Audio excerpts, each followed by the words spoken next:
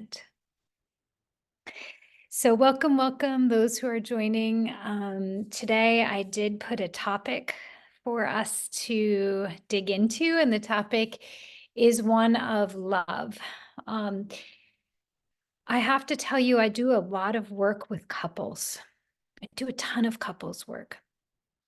And it's so interesting the way that we do relationships, because essentially in our long-term partnerships, it's the one place that we convince ourselves that it's okay to get our love outside of ourselves. And then on our spiritual practice, we're like, the love is within, and I love myself, and I am self-love. And then the moment our partner goes into their shit and shuts down, we're in crisis, right? We're like, what the, you're not allowed to shut down. You're not being present. This is not okay. Where did the love go? Something's wrong with our partnership. And there's a disconnect for many of us who are on the path, and we know love comes within, and I need to be connected to the earth, and I need to be connected to the divine, and I need to love myself. I do love myself in concept. And that's great. We need to rewire ourselves, right? To be able to choose to love ourselves, to look in the mirror and see the muffin top and be like, oh, I don't like the muffin top, but I love you. I'll find a thing to love about that muffin top, right? So we're well practiced. Those of you who are following and working with me, we know the drill. We know we're not allowed to go all hating on ourselves. And so we rewire our mind. We rewire the way we think, and we think more positively about ourselves at this point in the path, or at least we try to, we strive to. So that's one aspect of self-love, which is being willing to think, to override the negative thoughts with the positive thoughts so we can rewire our brain and recondition ourselves to be able to choose more loving thoughts about ourselves. Yeah, right? That's part of this path. But then when we come into our romantic relationships and we're about connection and love, deep, deep in our bodies, we actually believe that our partner is responsible for loving ourselves. And if we feel disconnected, then our love within ourselves is not responsible for that sense of disconnection. Meaning, we are still responsible for filling that love cup when we are in romantic partnership. And if we start blaming our spouse or our partner or our lack thereof as our reason for unhappiness, it's a signal of what I'm not yet doing for myself. So whether you're reaching for pot or Facebook or Netflix or food or sex or whatever it is that you reach for to give yourself that sense of faux connection,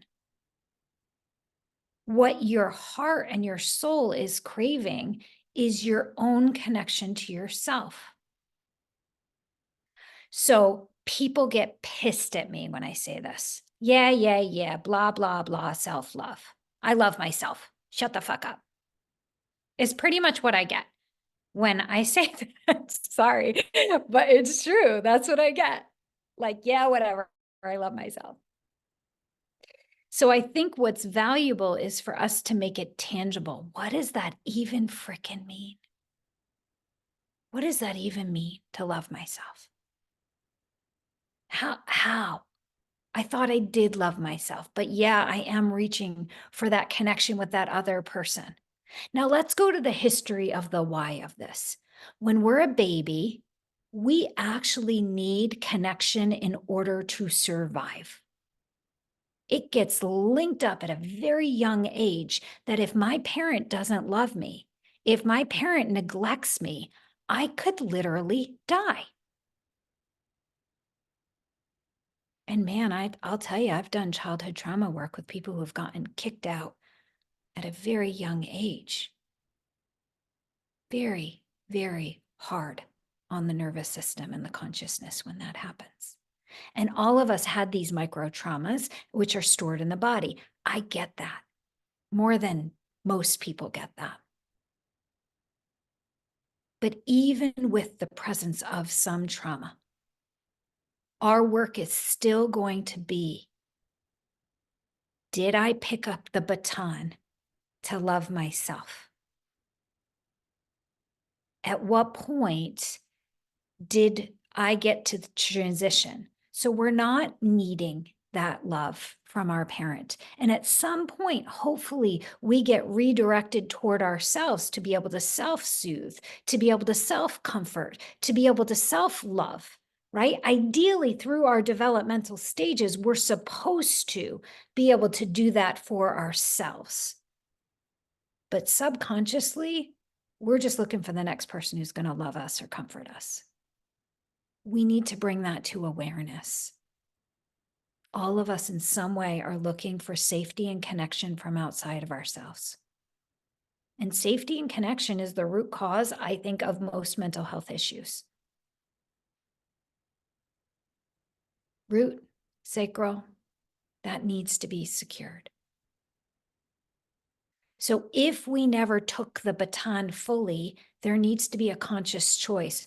Oh, I need to learn how to do this for myself. My spouse is an amazing spouse. I've been with him for 23 years, but the reason why our marriage works so well is because I don't see him as responsible for creating connection within myself. He doesn't have to carry that burden for me, and I don't have to carry that burden for him. It's when the relationship carries that burden that it is set up in a way that it will never be happy or content or be enough. So, first step, I need to decide that my connection to me is enough, that I am enough for me, that this earth and this heart and this divine source is what I fill my well with. That doesn't mean we don't need connections with other people. It just means that's not the main dish. I am my main dish. Always. And if I'm not yet, then my number one goal is not to heal the marriage, is not to heal the job issue. It's to heal my relationship with myself. So what does it look like to love myself? What does it look like to truly care about myself? So when I first moved to California from upstate New York, it was like a major feat. I needed so much fire. I was turning my house there into an Airbnb, cleaning out 20 years of raising my children in that house. I just barreled my way here. And the moment I got here, I got bit by a tick. With the irony is that I was leaving upstate New York to get away from ticks, but I get bit by a tick and I get an infection that went to my brain, and my brain could not function. And my kids were flailing because they were going from a Waldorf school to a public school, and just life felt like it was just unraveling. And I just couldn't even come to my spiritual practices because my brain didn't work enough to be like, oh, I need to call in the violet flame. I was in a complete state of malfunction, not dysfunction, malfunction. And the only thing I could do in that moment, sitting on that couch, the only way I could care for myself was to close my eyes and to breathe and to feel my breath. Just do that with me for 2 seconds. Close your eyes and feel your belly expand, feel your back expand. Just fill the chest and the belly and exhale nice and slowly. And then just take another conscious, loving breath. And exhale.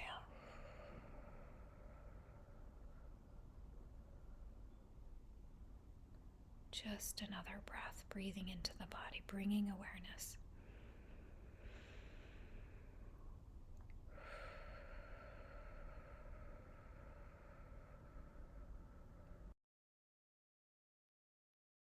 That was it. That's all I had. That's all I could do. That, feeling my breath come into my body. And you know what? That was the deepest and greatest act of love. It was the most nourishing. It was like putting aloe on my own wounds. And I took my breath. Buddha says you can take your breath straight to enlightenment. I took my breath straight into my healing. It wasn't any fancier because literally my spiritual tools were tied behind my back. Couldn't access any of it. But that conscious breath, that feeling of my breath in my body was the most loving thing I did for myself. It wasn't fancy. It was just an act of care. And yeah, maybe that breath helped my parasympathetic nervous system and got things regulated. But the intention was to just do whatever I could to take care of myself. And if you think about that, if you have children and your kid is inconsolable and you don't know what to do, you just stay there and you squeeze them and you give them a kiss and you just sit with them. And to them, that feels loving because you're there, right? We know this. So instead of wailing and just writhing, which is what I was doing 5 years ago on that couch. By the way, I don't even sit on that couch anymore because everything got wired up to that couch. Anytime I would sit on the couch, I would go straight into that vibration because it became auto-associated. So I changed up where I sat in the house, and bit by bit, more of my faculties came back on board. And I was able to tend to that to myself. We don't need to make self-love a really complicated thing. It's a willingness to show up with whatever's there, not trying to change it, but to be with ourselves consciously in our breath. That is the most loving thing we can do. To come to our practice and to try to fix ourselves. What does it feel like when you're upset and someone comes and tries to give you 15 solutions? It fucking sucks.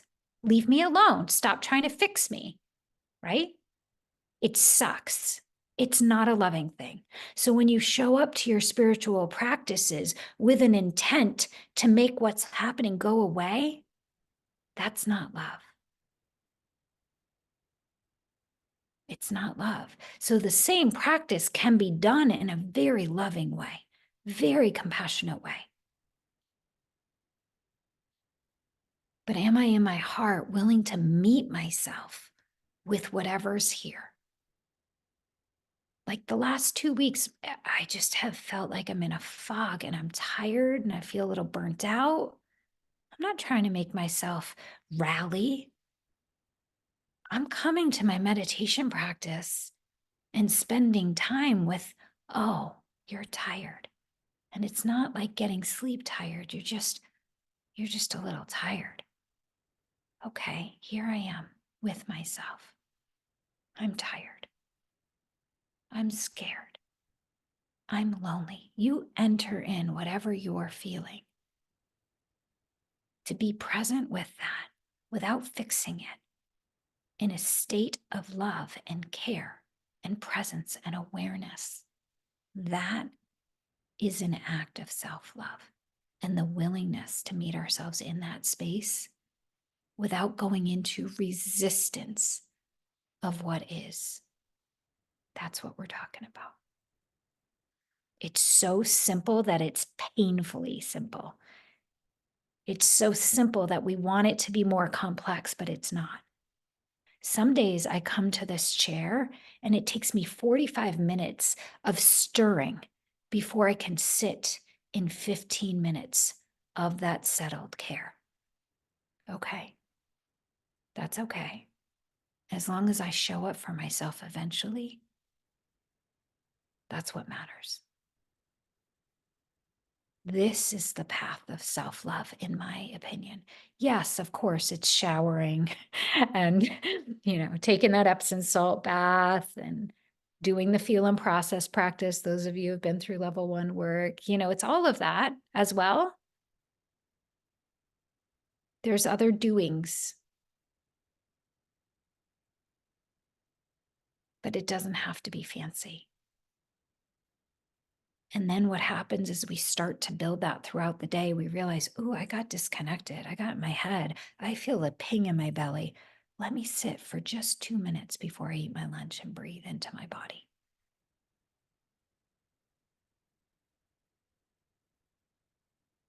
That's what self-love is.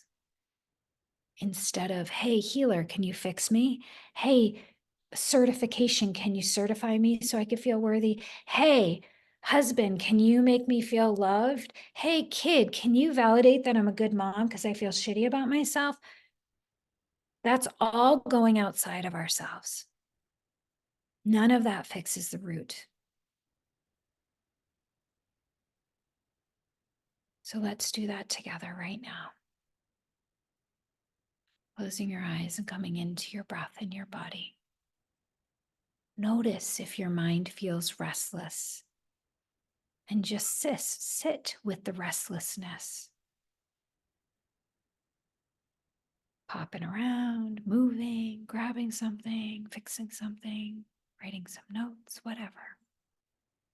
Give yourself the space to settle.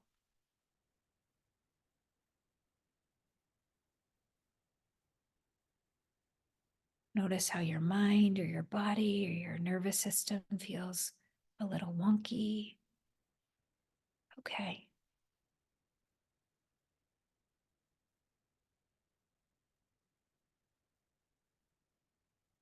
Just watch yourself going into the awareness layer of the body.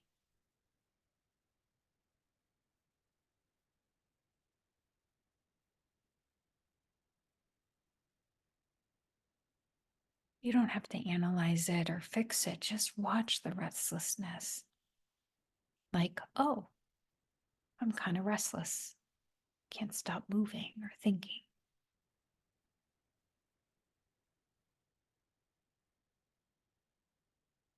And as you allow the restlessness without trying to wrangle it or settle it,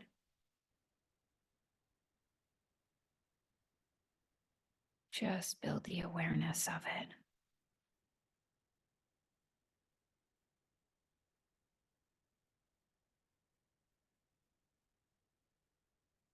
Good. And as you breathe into it without resisting, just allow yourself to scan how you've been reaching outside of yourself to feel safe or loved or connected.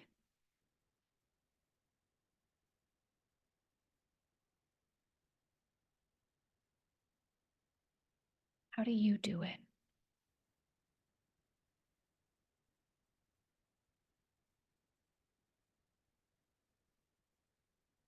You don't have to analyze it or think about it too much, but just notice, if you will,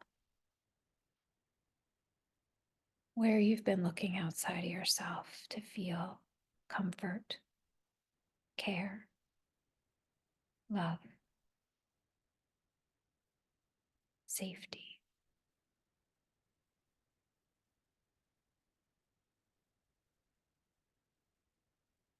And as you notice it, set the intention, make a decision for yourself right here. No, I want to give that to myself. That's probably not going to work by expecting it to come from the outside.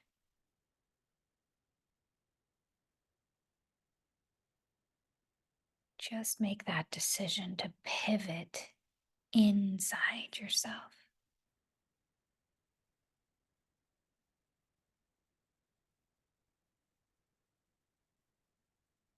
And as you pivot, you may not know how or when or why. It doesn't matter. Just make the decision that I want to do that for me. I want to give that to me.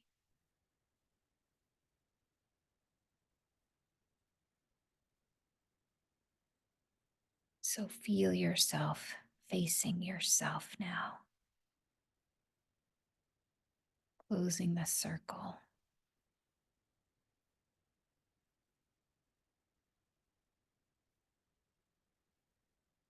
Begin to breathe into your upper belly, your low belly.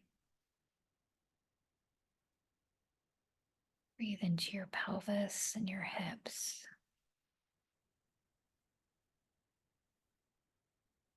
Just fill your body with prana, with your breath.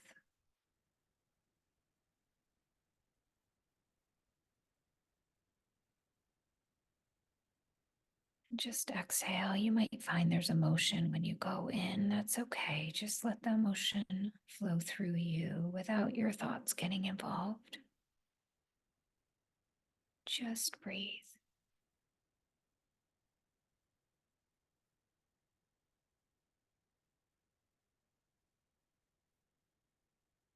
Slow down your exhale.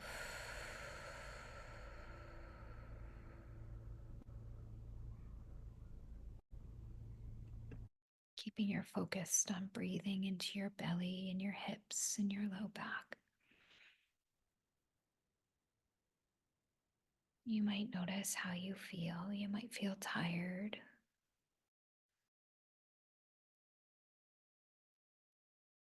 Just continue the breath in your body. Allow it to be an act of love.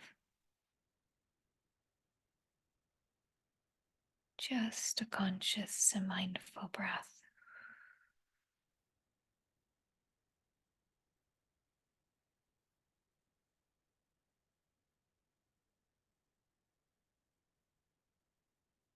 And as your breath gets deeper, bring awareness into the sensation of the body. So this is how we get out of the head.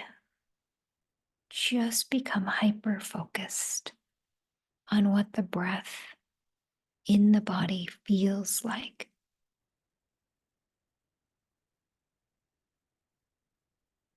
Like if you're directing your breath into the low back and you feel the muscles in your low back expand, the fascia open, just bring awareness into the physical sensation.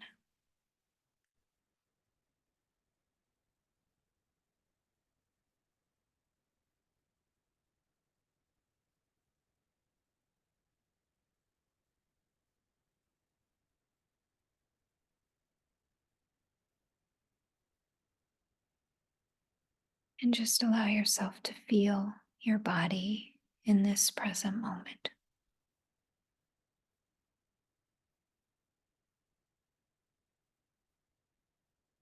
Notice if it feels good to breathe into your body and make this connection with yourself.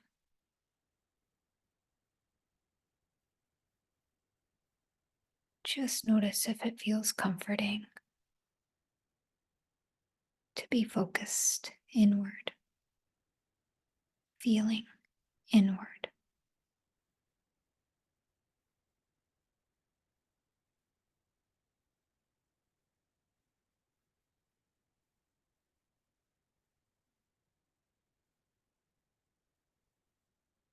As you deepen your breath, see if your breath can carry your care for yourself.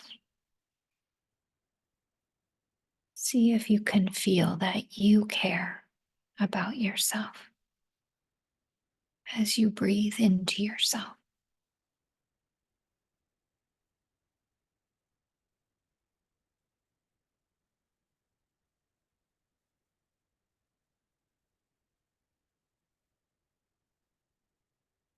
You don't need to tell yourself you care, just bring the care into your breath. Let it ride the wave of prana as you breathe and focus on yourself, on your feeling.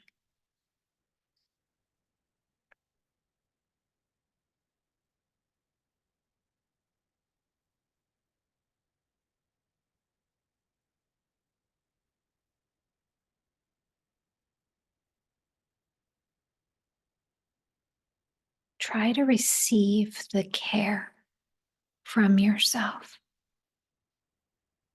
So the care is riding the wave of your breath. See if you can let that care soak in where your breath meets your body.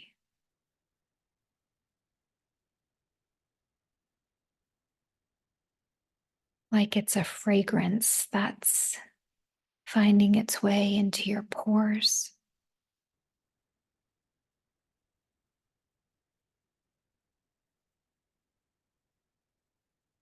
Let that prana and that care move into your cells as you breathe.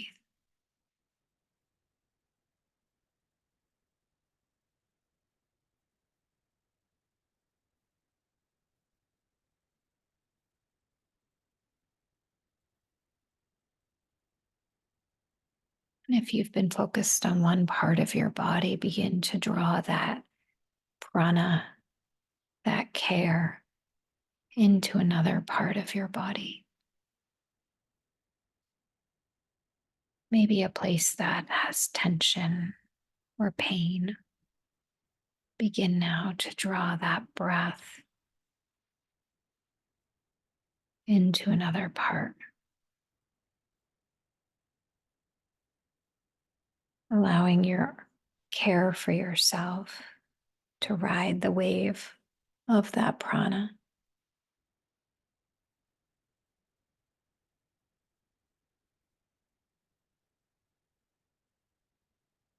You're just breathing in, letting the care seep into the pores, into the cells.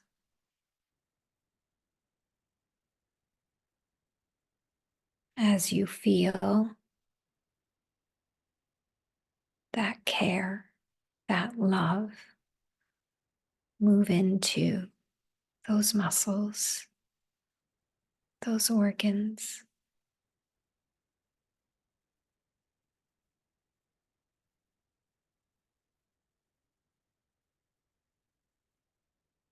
Just redirecting the mind back into that part of your body as you breathe into it. Notice if you're holding tension, just physically relax that part and begin to bring that care, that breath into that part of your body that you were gripping or holding.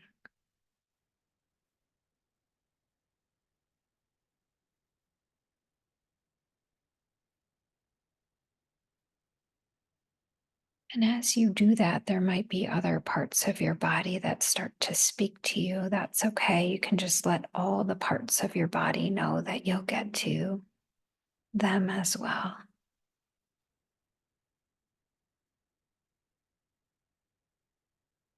Breathing that prana into that part of your body, feeling your breath meet that space.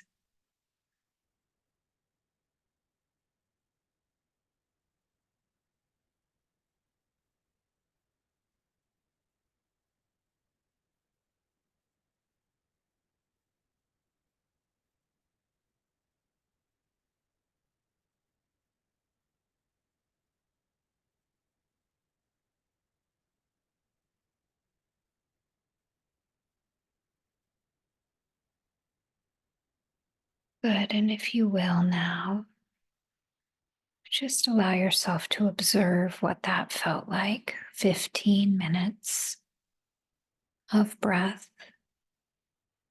Inherent in that breath was the fact that you cared about that part of yourself. In that prana was the divine light, the sacred light that you are, because the prana carries the light. But we didn't need to make that very complex. We didn't need to engage the third eye to visualize light, because we could feel the light in the prana as the prana met that part of ourselves. So even though the light is in the breath, What activates the light into the breath is our awareness. So that's all we needed was our awareness. It's so simple. Caring about ourselves, consciously bringing our breath into that space. Do you feel cared for? Just nod. You can be truthful. Do you feel cared for? Do you feel loved? Do you need to know who and what that love came from, or does it just feel good to feel cared for and loved? It came from you. It came from your higher self. It came from your heart. And it is the only aloe on the wound that really works and sustains itself. Everything else is temporary, but what you can count on is your care and your breath and your prana. That is a constant in your life, and you have access to it 100% of the time. You're not dependent on someone else being present in order for you to get it. You're not dependent on anyone else even being in your life in order for you to feel that depth of care and love. And that is what we mean by self-love. It's not just a concept that lives in our head. It's a consciousness that we're building within ourselves. So it is my hope that you got a taste of that sweet nectar and that you're willing to ride that wave and give that to yourself. Even it takes you 45 minutes of settling your mind just to get 5 minutes of that nectar. I assure you, it is completely worth it. So